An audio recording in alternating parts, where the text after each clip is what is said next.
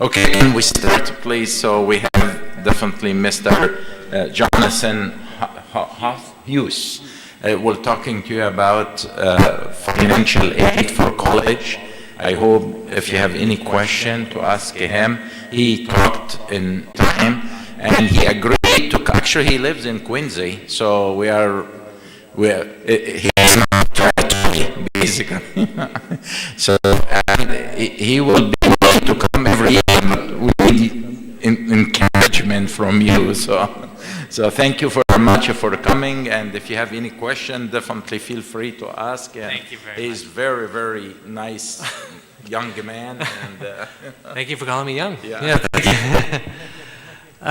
Thank you very much. As Father Bishoy said, I've done this talk at St. Mark's in Natick for, I think, over 10 years, actually. So they asked me if I would like to come here, and of course I'm very happy to be here. As I love St. Mark's, I'm always happy to go there, and I'll be happy to come here in the future.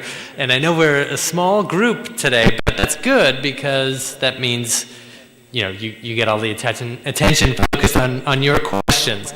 So we're going to talk about financial aid and how you can afford college this year. And before I get into that, I want to tell you a little bit about the place that I'm here from, which is called MIFA. And MIFA it stands for Massachusetts Educational Financing Authority. And we're a free resource for anybody to use with any questions that they may have related to planning, saving, and paying for college. We were actually created by the state of Massachusetts back in 1982 to keep college affordable for families. And since 1982, the cost has gone up quite a lot. So what we were initially created to do was to offer a loan, which is something that we still do, but we also, in addition to that, have savings programs, and we do a lot of free counseling and free education, like tonight. And so this stuff that I'm going to talk about tonight is a lot of information, and it's really not something that anybody really knows about until they actually go through it. And that's people who were born here and people who, were from the U.S. and people who are not from nobody really knows until they go through it. And it's a lot to take in. So, why I say that is because I want you to know MIFA is going to be here all the time for you. So, after tonight, if you have questions, which you will, you call us, you contact us. You can call me directly. We can talk after the presentation if you'd like. I can give you my card. Please don't hesitate to call me. Mary knows from St. Mark's. I'm happy to talk to anybody. You email me directly and I'll answer you right away. So as we go, please feel free to ask any questions and I'll answer them as we go. If I don't, it's because I know the answer is coming up soon, and I'll say, we're going to get to that in just a minute, but also I'll be here afterwards. Okay, hang on one second. Oops, excuse me. Okay, so what we're going to talk about tonight, we've mentioned the word financial or the words financial aid a few times. So when we say that, what are we talking about? What is financial aid? And we'll talk about the exact types of financial aid and where it actually comes from. And then we'll talk about the application process. So there are forms that you need to file in order to get financial aid. What are those, and how do you file those, and what are the questions that come up? We'll talk about those. Once the colleges and the government get all that information from your financial aid forms, how do they look at that and decide how much financial aid you are going to get? We'll talk about that. And then we'll talk about how people actually do pay for college. So, I've been at MIFA for over 20 years at this point, and the most common question that I get is definitely, how do families do this? How do other people do this? People just want to know, how do people do this? And we'll talk about how they do. Now, one thing we like to end on is free resources. It's going to be a long process between now and the time that you are going to school, probably. It's natural, again, to be confused, to have questions. but there are a lot of free resources available for you to use. So we'll talk about some of those. But remember, if you have any questions, don't be shy, raise your hand. Okay, so types and sources of financial aid. So what is financial aid? Very simply, it's just money to help students pay for college. But it comes in 3 varieties, right? So the first main type of financial aid is the best kind of financial aid. It's called gift aid, grants and scholarships. And it's called that because it is gifted. It doesn't have to be repaid. It's just money that is given to students to pay their college bill.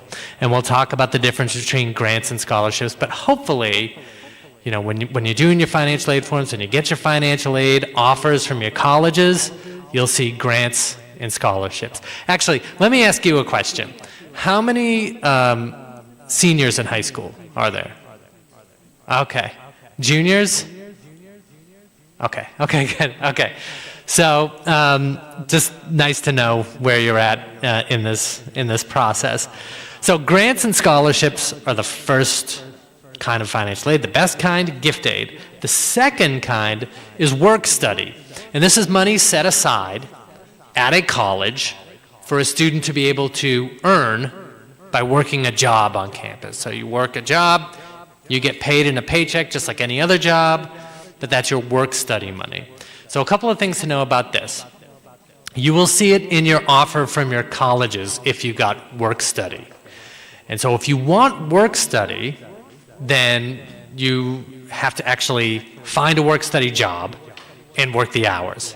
If you don't do that, you don't earn the money and it just kind of goes away. So if you see that in your offer and you're interested, make sure you know what you need to do, because different schools will handle that a little bit differently. Some financial aid offices will send out a listing of all their work study jobs to all their work study students, so you can apply for those jobs. Some won't. Yes, you had a question? Mm-hmm.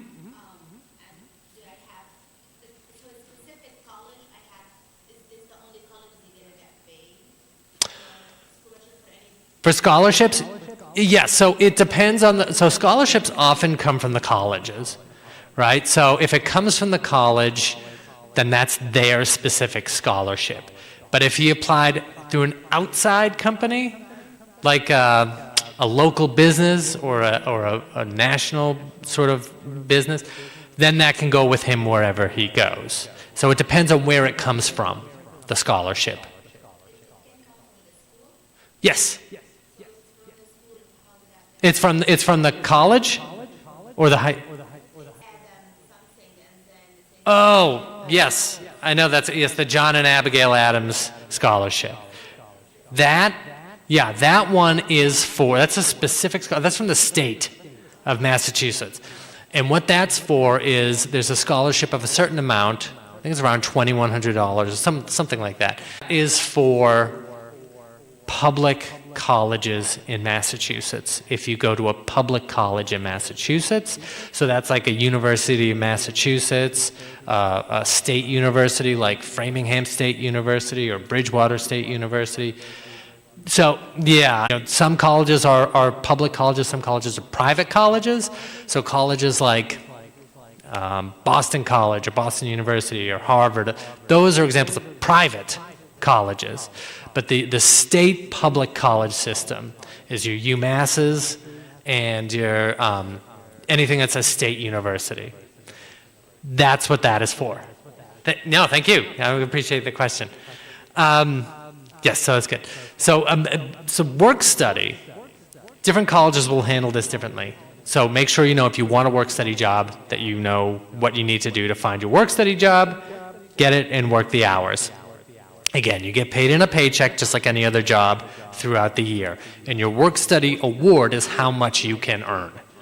If you don't see a work study offer on a financial aid offer, then that doesn't mean that you can't get a job on campus. There are jobs that you can still get and earn money. It's just not a work study job. So, any questions on that? Do you want me to back up and talk about like the whole process? Will consider you. But they base that, whether or not you're going to get it, on your income and all that stuff based on the information that you put on the forms. You had a question?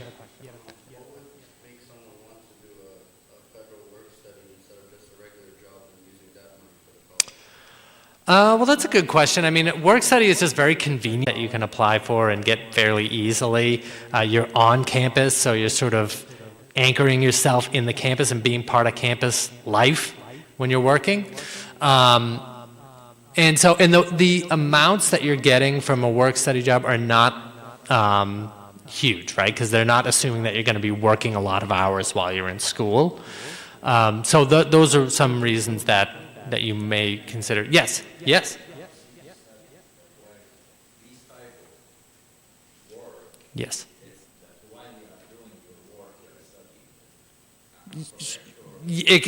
Most of the times, yes, it's going to be pretty easy. I'll tell you, when I was a college student and I had a work study job, I sat at a desk, welcoming desk in one of the departments, and answered the phones. Not many phone calls came through, so you have time to do your other work and things like that. It depends on the job, but a lot of them are like that. And I got paid, like I said, in a paycheck, and the money I got, I used to pay tuition with work study. Sure, you can do whatever you want with it, but most students use it probably the way I did. Yeah. So, are the work study jobs, are they related to what you're studying, or are they just random? They could be, but they're not necessarily. So I went to Emerson College, I studied film, and there was a film equipment center job there, and you could work there in the film equipment center working things out. You can work in one of the labs. I didn't, but it could be, but it's not necessarily. Thank you. All right. And then finally, the last type of financial aid there is are federal student loans.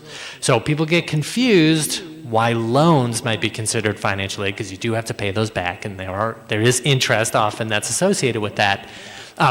I don't mean any loan that you get is financial aid. I mean this per student loans, federal direct student loans. The fact is that many get through a few years of college. If you're going to be borrowing anything, we recommend you start with these federal student loans first, because they have benefits associated with them that others don't. And I'm going to talk about what they are in just a minute. But those are your three main types. Grants and scholarships, the best, doesn't have to be repaid. Work study, job you can earn money at on campus, and then federal student loans. So about those federal student loans, a lot of people assume, because of the way we talk about student loans, that students can borrow whatever it is that they need to pay for college as long as they, promise to pay it back. But that's not really the case. The only loans pretty much that students, like 18-year-old students, are going to be able to get in their own name are these federal student loans, because they don't have to pass a credit check to be approved for them. You have to file your FAFSA, which we'll talk about a little bit later. It's the free application for federal student aid, accepted for these loans if you want to take them. So as I mentioned, there's no credit check. They may be subsidized or unsubsidized. So what does that mean? It means that when a student is in school and they're in class, they're not expected to have to repay these loans. The loans are in deferment. On a subsidized loan, there's no interest accruing on that amount. On an unsubsidized, there is interest accruing on it. So a portion of these loans may be subsidized based on their need, their financial need. Some portion will always be unsubsidized. You can take the subsidized and the unsubsidized. You can leave the unsubsidized if you don't want it and just take the subsidized. Or you might just get all unsubsidized. So you'll have to wait and see. But there are loan limits associated with how much students can borrow every year. If you look on the right here, loan limits for freshmen are $5,500, $6,500 for sophomores, $7,500 for juniors, and again, $7,500 for seniors. So that's the amount that students can borrow. And right now, the interest rate is at 5.5%. It's fixed. That's for freshman year. For next year, it'll be a different rate, but it'll also be fixed. So the rates are fixed. The reason I wanted you to pay attention to the limits, the loan limits, is because, just to let you know, the repayments, what the repayment is like. As I said before, these loans are deferred until a student graduates or leaves school. About 6 months after that happens, then those loans go into repayment. Now, if you've borrowed your limit every year, you're going to leave school with about a $27,000 loan debt for students. That's in your own name, nobody else's, just the students. The standard term to repay all of that is 10 years. So, you have 10 years to repay all that.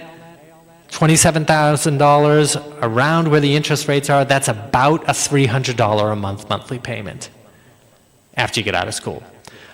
If that is doable for you, good. It's always best to pay things off early because you pay less interest that way.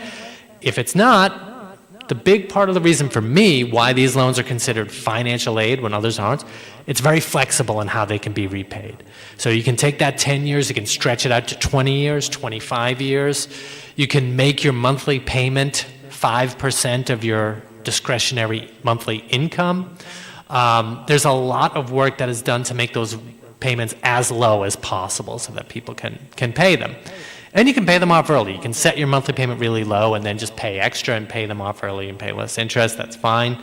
Other loans don't really have all of those options. There's also a forgiveness opportunity. So if you are in a public service, there's something called a public service loan forgiveness. If you're working for a nonprofit, an eligible nonprofit for 10 years, and you're on one of these extended plans where you're taking 20 or 20, after 10 years, your loan can be forgiven. Also, if you go to graduate school, they can be put back into a deferment. That's not always the case with other loans. So we do recommend that if you are going to be borrowing anything, which most people are, you start by taking these federal student loans first because they do have all those benefits that other loans really don't.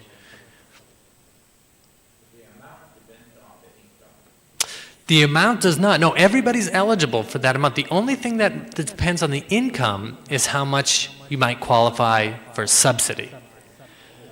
Yes. So it could be that you for a subsidy on part of your loan, or it might maybe you don't. And the level on how much you may is your income. But we always say like Bill Gates' son could get these loans, they just wouldn't be subsidized. So, yeah. No, it does not. No. These are just, so students, once they get these loans, once they're eligible for these loans, they have to do entrance counseling, and they have to sign a master promissory note, which covers the 4 years. But there are no parents, just the student. Yes? You had a question? Oh, no? Okay, sorry. Okay, sorry. Okay. So as far as where financial aid actually comes from, I've mentioned the federal government a lot already. So the federal government gives a lot of financial aid. You might have heard of a grant program called the Pell Grant. That comes from the federal government. Work study, even though you get it from the school, it's a federal program because they give the money to the school and then the school decides. Those federal student loans. And then